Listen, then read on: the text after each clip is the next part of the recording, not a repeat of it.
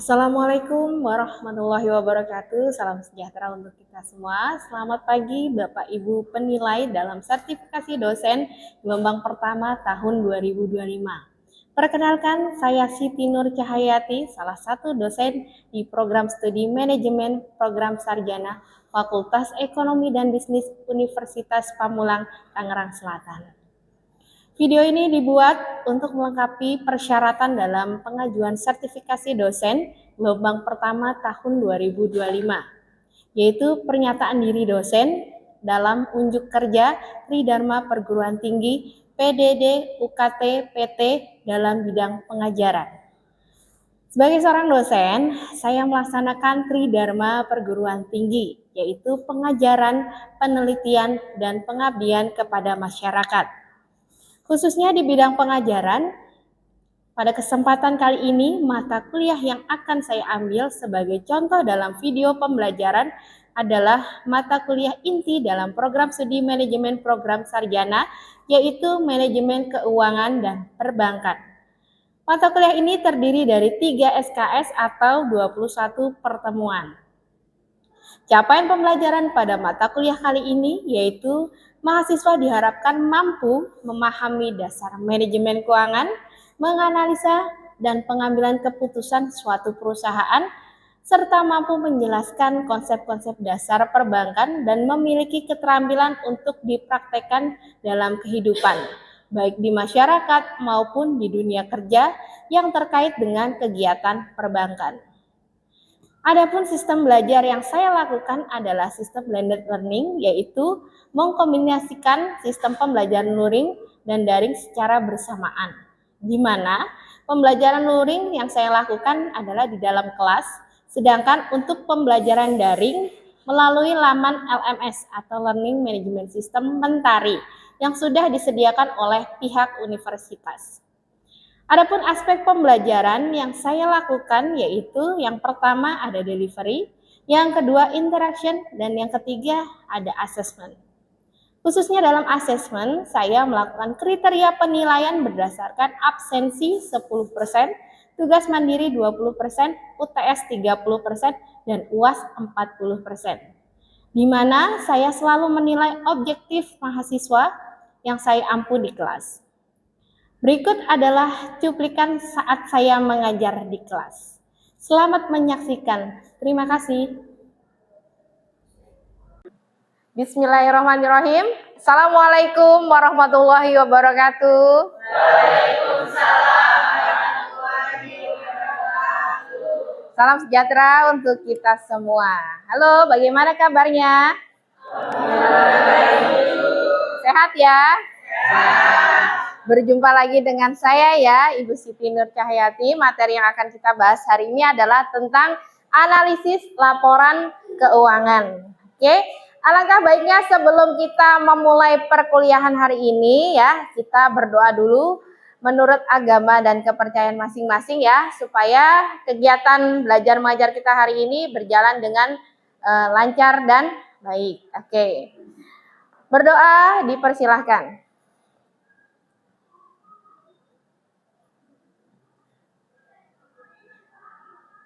Berdoa selesai. Oke, sebelumnya saya absen dulu ya. Hari ini siapa saja yang hadir dan tidak hadir ya. Afra Sabila hadir, oke. Alvina tidak hadir, oke. Alia Audia, oke, ada ya. Amelia Intan, oke. Anggita Prasetyaningrum, ada ya.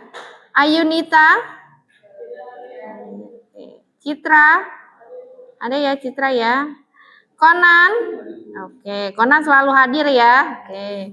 Desiani, oke. Fadia, ada. Oke. Febriola, ada. Gadis, ada. Hoiri, ada Hoiri. Juniko, Malika, ada. Meli, terakhir. Muhammad Rizik, ada. Oke. Muhammad Gilang. Ada. Muhammad Sayuki. Oke. Mutiara Aisyah. Nah. Neneng. Nur Khalifah. Oke. Nurul Aziza. Ralfi. Ratna. Oke. Resti. Setia. Sylvia. Oke. Siva. Oke. Talita. Ulan. Yuda Arnanda. Dan Yulia. Oke, dari ke-35 mahasiswa ya yang tidak hadir hari ini ada sebanyak kurang lebih 7 orang ya. Oke, lanjut kita masuk ke materi hari ini. Tentang analisis laporan keuangan. Oke, sebelumnya kita sudah belajar tentang konsep dasar manajemen keuangan. Nah, saya akan review dulu materi minggu lalu ya. Oke, coba. Apa itu konsep dasar manajemen keuangan? Ada yang tahu nggak? Ya, siapa namanya, Neng? Ya, Citra.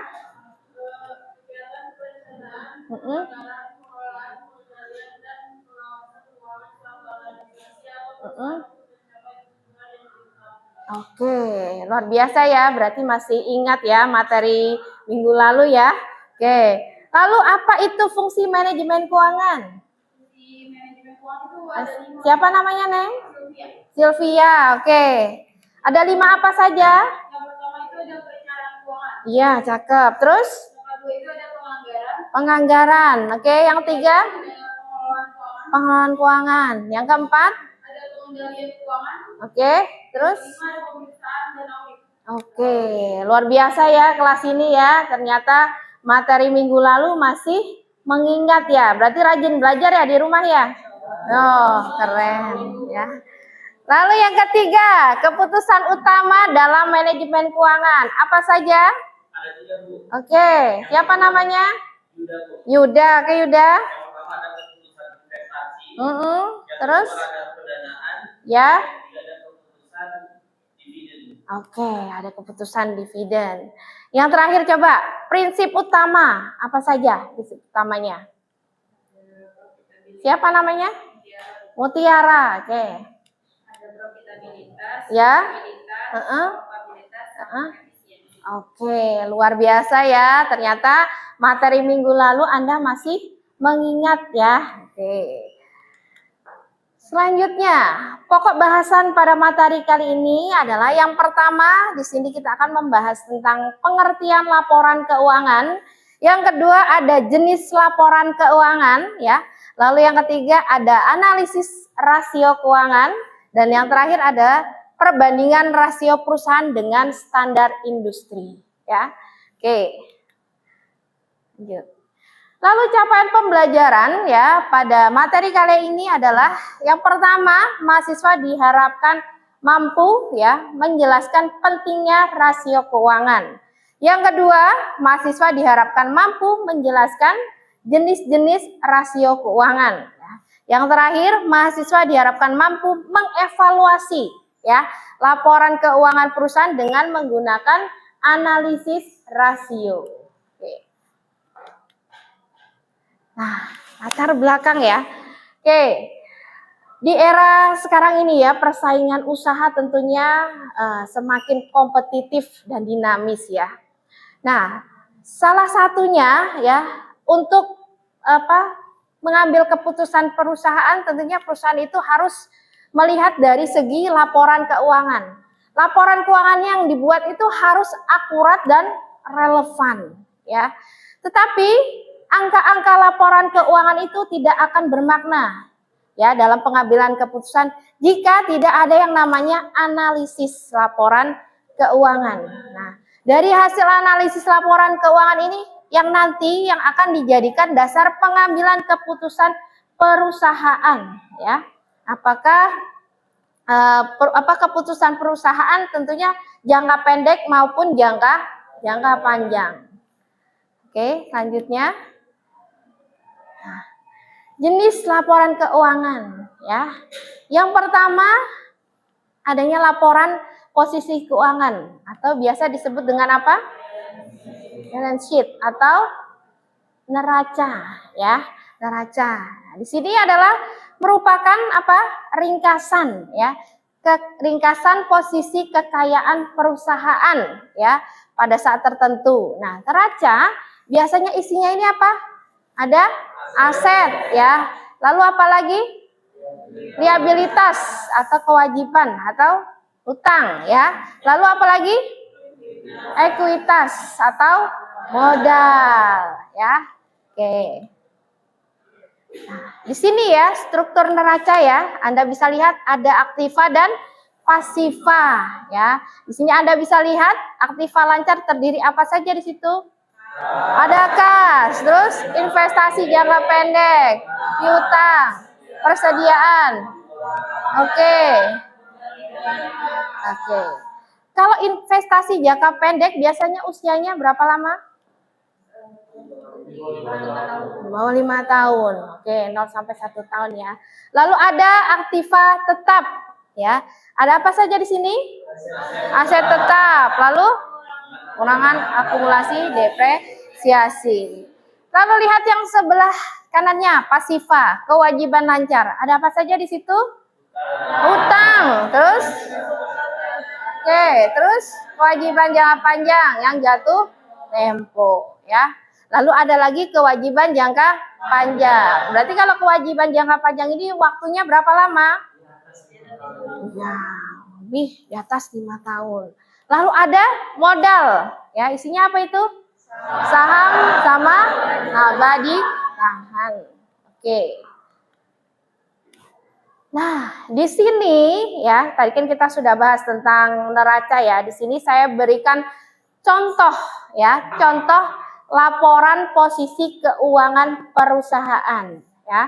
Biasanya ya yang bisa diakses seperti ini adalah laporan perusahaan keuangan yang sudah TBK atau terbuka atau go public ya. Jadi laporan keuangannya bisa Anda unduh atau bisa Anda akses di Google ya atau di IDX boleh atau di website perusahaan. Nah, kebetulan di sini saya ambil contoh laporan keuangan dari PT Unilever ya. Tentunya Anda kenal ya dengan PT Unilever Indonesia Tbk ya. Tahu ya produknya apa saja kalau Unilever? Sabun. Terus nah, ini termasuk jenis perusahaan apa?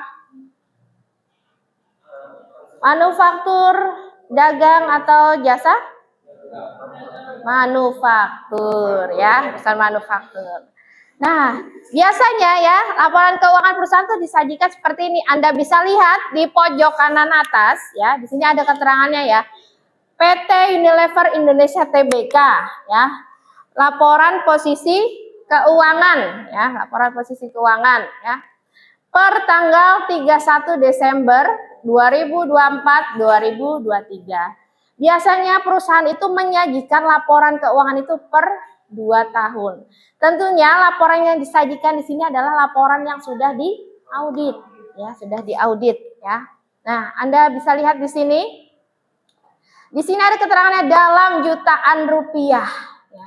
Berarti kalau artinya dalam jutaan rupiah, berarti di sini dieliminasi berapa angka?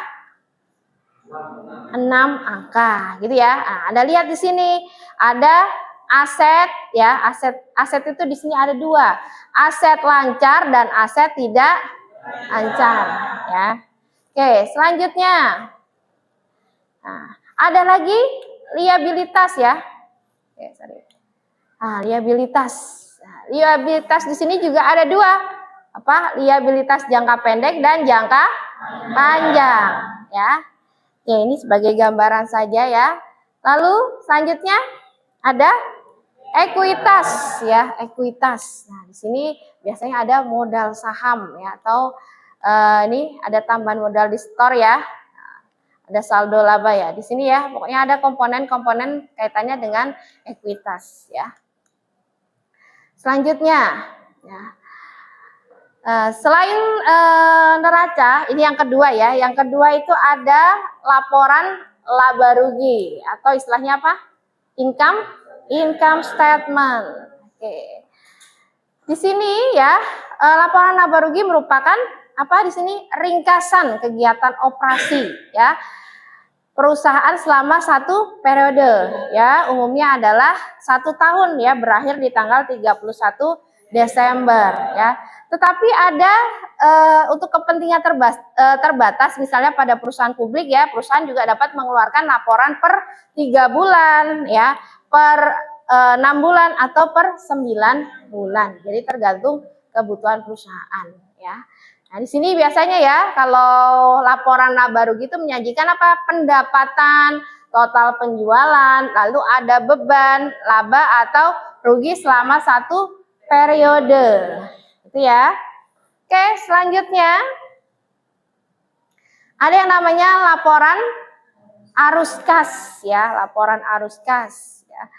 Di sini merupakan ringkasan arus kas selama satu periode ya. Laporan ini menunjukkan apa? Perubahan arus kas yang terjadi karena kegiatan operasi ya, investasi atau finansial, sehingga berubah. Tujuannya apa di sini? Mengukur likuiditas dan kemampuan perusahaan membayar kewajiban jangka pendek. Oke. Nah, di sini ada contoh laporan perubahan arus kas ya. Di sini Anda bisa lihat ya.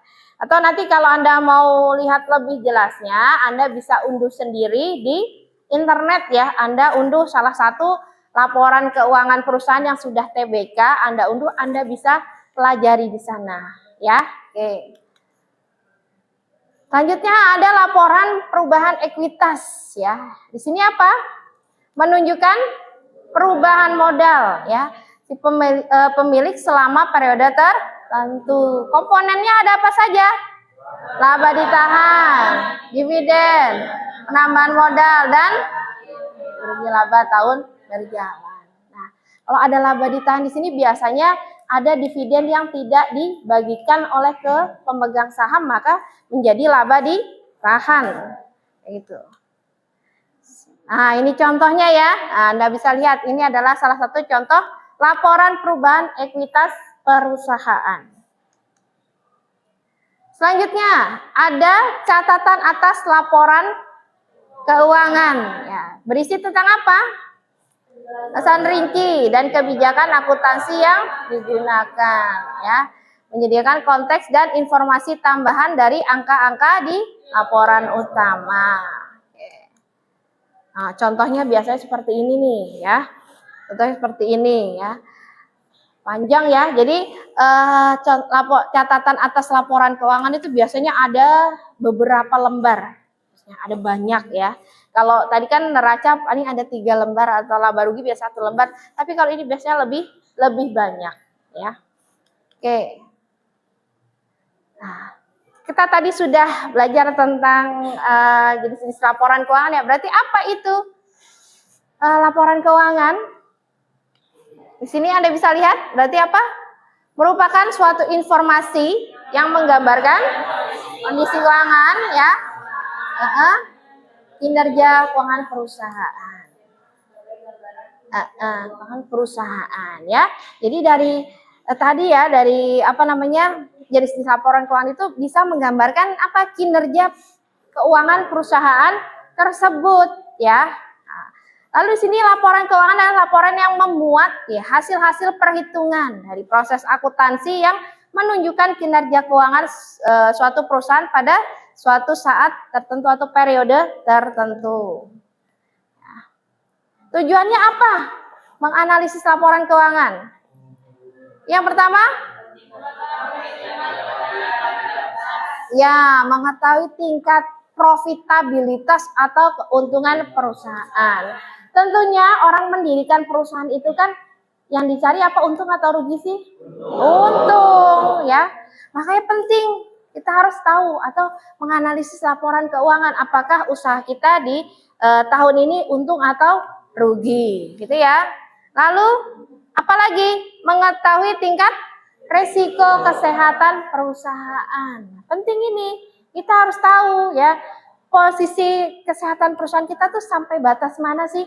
Ya, kalau kita nggak tahu perusahaan kita pilot atau tutup, nah itu kan mengerikan ya. Nah, tuh. Oke. Nah, ini ya, pihak-pihak yang membutuhkan laporan keuangan. Yang pertama, pihak manajemen. Kira-kira untuk apa? Apa saja kalau manajemen tuh membutuhkan apa namanya informasi tentang laporan keuangan?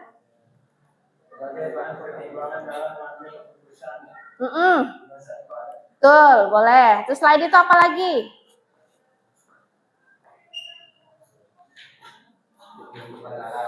Apa? Oke, saya. Lalu selain itu pihak pemegang saham. Kira-kira kalau pemegang saham apa? Kenapa kok penting mendapatkan informasi tentang laporan keuangan? Kaitannya dengan apa yo? Investasi itu dapatnya apa? Dividen. Kaitannya dengan keuntungan yang ia dapat atau dividen yang akan ia terima. Oke, lanjut. Pihak debitur. Kreditur. Berarti kreditur yang memberikan pinjaman. Gimana?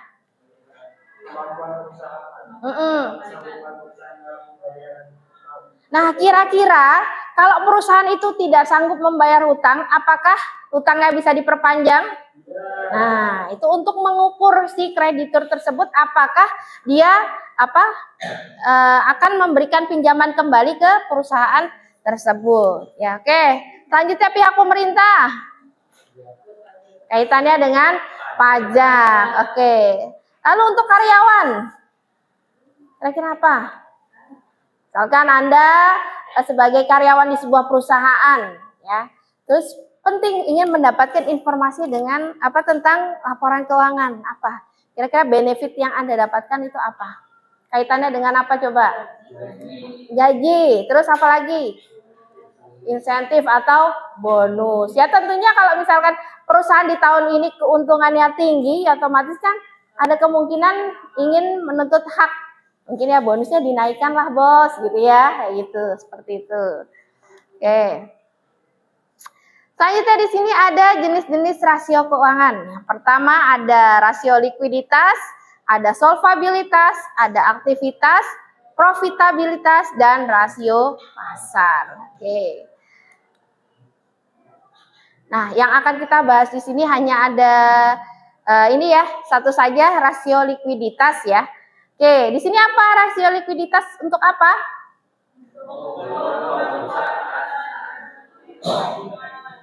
Jangka pendek. Ini kewajibannya jangka pendek ya. Sebenarnya di sini ada 3, ada current ratio, quick ratio, dan cash ratio. Tapi yang akan kita bahas di sini hanya ada 2, current dan quick ratio. Yang pertama current ratio, yaitu merupakan alat ukur ya, kemampuan perusahaan untuk membayar hutangnya ya jangka pendek dengan menggunakan aktiva lancar ya atau utang lancar. Di sini rumusnya ada current asset dibagi current liabilitas atau aktiva lancar dibagi hutang lancar ya. Lalu yang kedua ada quick ratio ya, di sini merupakan alat ukur ya bagi kemampuan perusahaan untuk membayar hutang yang segera harus dipenuhi dengan aktiva lancar yang lebih liquid ya. Di sini rumusnya current asset dikurang inventory dibagi current liabilities. Bedanya apa? Current ratio dan quick. Bedanya di sini ada pengurangan inventory atau persediaan ya. Oke. Nah, di sini ada standar industri rasio likuiditas ya. Anda bisa lihat di sini untuk current ratio itu standarnya adalah sebesar 200%. Lalu untuk quick ratio itu sebesar 150%. Cash ratio berapa persen? 50%. Lalu cash turnover atau perputaran kas 10%. Lalu yang terakhir Inventory to net working capital 12%. Dan ini asalnya dari sumber Kashmir ya, buku Kashmir. Oke, di sini kita akan belajar tentang contoh ya, contoh soal current ratio. Di sini tadi ada data laporan keuangan perusahaan apa tadi, PT Unilever. Nah, ini ada neracanya ya. Nah, yang diminta di sini adalah Anda harus menghitung current ratio tahun 2023 dan 2024 ya. Oke, di sini bisa Anda lihat ya. Tadi kalau kita lihat dari laporan keuangannya ya. Tadi kan current ratio itu aktiva lancar dibagi apa? Hutang lancar. Kita lihat di tahun 2023 dulu. Nah, di sini ada jumlah aset lancarnya. Berapa itu? Kelihatan nggak? Nah, sudah saya rekap di sini berapa? Di sini ada. Nah, berapa ini? 6.191.839. Berarti ini aktiva lancarnya ya. Ini yang CR. Mari. Oke. Kesimpulan pada materi hari ini yaitu apa yang pertama? Current ratio dan quick ratio adalah alat ukur yang penting ya untuk menilai kemampuan perusahaan memenuhi kewajiban jangka pendeknya. Yang kedua, current ratio mencakup apa? Seluruh aset ya. Sedangkan quick ratio hanya menghitung aset yang paling liquid atau tanpa persediaan. Yang ketiga, rasio yang rendah di bawah standar menunjukkan adanya masalah likuiditas dan risiko gagal bayar yang tinggi. Yang terakhir, perusahaan idealnya apa?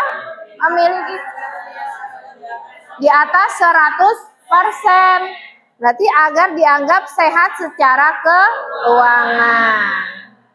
Gitu ya. Oke, mungkin perkuliahan hari ini saya cukupkan sampai di sini dulu ya. Kita lanjut lagi nanti minggu depan. Oke, di sini ada tugas untuk kalian ya, yang wajib Anda kerjakan di rumah. Dan minggu depan nanti dikumpulkan. Tugasnya apa? Di sini silahkan Anda mencari laporan keuangan perusahaan ya, yang sudah go public atau terbuka ya. Nah, Anda ambil laporan keuangannya itu 10 tahun terakhir ya. Lalu silahkan Anda hitung current ratio dan quick rasionya. Nah, selanjutnya analisislah dari hasil yang Anda dapatkan. Itu ya. Oke, terima kasih. Mungkin perkuliahan hari ini kita cukupkan sampai di sini dulu ya. Semoga ilmu yang kita pelajari hari ini membawa manfaat untuk kehidupan kita sehari-hari atau selanjutnya. Oke. Terima kasih semuanya. Assalamualaikum warahmatullahi wabarakatuh.